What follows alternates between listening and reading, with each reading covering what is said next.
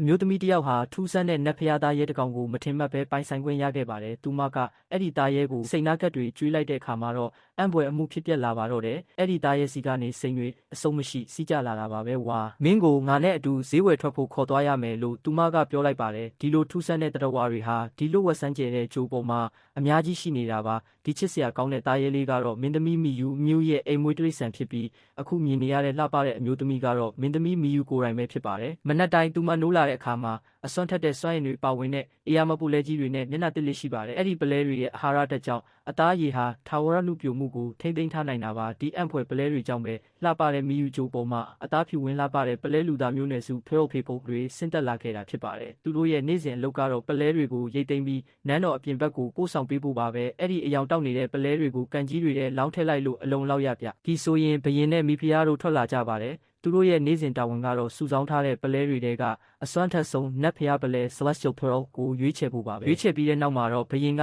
အဲ့ဒီစွမ်းရင်ပြေးသွားတဲ့ပလဲကိုမင်းသမီးစီပို့ပေးဖို့သူ့ရဲ့လက်အောက်ငယ်သားကိုပေးလိုက်ပါတယ်။မင်းသမီးကအဲ့ဒီပလဲကိုသူမရဲ့သားရဲလေးကိုကျွေးလိုက်ပါတယ်။သားရဲကပလဲကိုမျိုးချလိုက်တာနဲ့တပြိုင်နက်သူ့ရဲ့ခန္ဓာကိုယ်ထဲကနေပလဲတွေအလုံးရင်းနဲ့စီးထွက်လာပါတော့တယ်။အဲ့ဒီအဆုံးမရှိတဲ့ပလဲစီကြောင်ဟာစွမ်းရင်ကန်ကြီးတဲ့ကိုစီးဝင်သွားပြီးအဲ့ဒီကထွက်တဲ့စွမ်းရင်တွေကမီယူဂျိုရဲ့ထောက်တိုင်းစီကိုရောက်ရှိသွားတာကြောင့်မြေစီလွာတွေဟာပုံမကောင်းမွန်လာပါတယ်။ဒီနည်းနဲ့ပလဲလူသားတွေဟာရာစုနှစ်ပေါင်းများစွာပျော်ရွှင်စွာနေထိုင်လာခဲ့ကြတာပါ။ဒါပေမဲ့တနေ့မှာတော့မင်းသမီးဟာကောင်းကင်ယံကနေလေထုကိုဖောက်ထွင်းပြီးကျလာတဲ့မီးလုံးကြီးတွေကိုတွေးလိုက်ရပါတယ်။မီယူဂျိုရဲ့ငြိမ်းချမ်းတဲ့ဘဝဟာအဲ့ဒီအချိန်မှာတင်ပျက်စီးသွားပါတော့တယ်။တကြိုလုံးပယံပရာဖြစ်သွားပြီးဘရင်ကလူတွေကိုခိုးလုံရနေရတွေစီအမြန်ဆုံးရွှေ့ပြောင်းခိုင်းပါတယ်။ဘေးအန္တရာယ်ကိုတိလိုက်ရတဲ့မင်းသမီးဟာနန်းတော်စီအမြန်ပြေးသွားပါတယ်။အနားမှာရှိနေတဲ့အဖိုးတန်သားရဲတွေကိုတောင်ဂယုမဆိုင်နိုင်အားတော့ပါဘူး။ကြောက်လန့်နေတဲ့သားရဲလေးတွေကတော့ဂူတွေထဲမှာပုန်းနေကြပါတယ်။မင်းသမီးနန်းတော်ကိုရောက်တဲ့အခါမှာတော့တနန်းတော်လုံးလူသူကင်းမဲ့နေတာကိုတွေးလိုက်ရတယ်။သူမဟာသူမရဲ့လူမျိုးတွေရဲ့စွန့်ပစ်ခြင်းကိုခံလိုက်ရပါပြီ။တစ်ဖက်မှာလည်းဘရင်ဟာ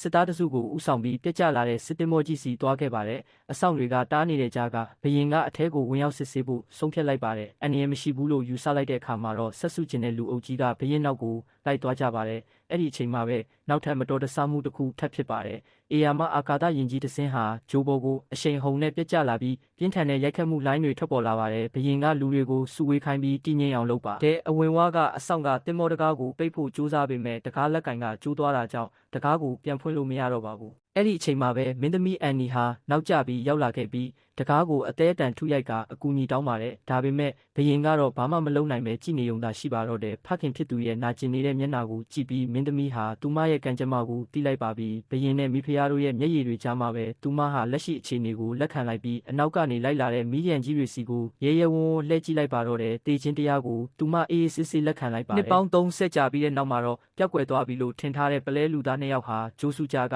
ဈေးကွက်ထဲမှာရုတ်တရက်ပေါ်လာပါတယ်။သူတို့ဟာတောက်ပနေတဲ့နတ်ဖျားပလဲကိုထုတ်ပြပြီးစကြဝဠာမှာနောက်ဆုံးကြံရှိနေတဲ့တာရဲလေးနဲ့လဲလှယ်ဖို့ခိုးသားတွေနဲ့ဆေးဆက်ကြပါတယ်။ပလဲလူသားကတာရဲလေးကိုထိတွေ့ဖို့လက်လန်းလိုက်တဲ့အချိန်မှာပဲရှက်စရာကောင်းတဲ့ခိုးသားခေါင်းဆောင်ကသူတို့ကိုတစ္ဆာဖောက်ဖို့ကြိုးစားလိုက်ပါတော့တယ်။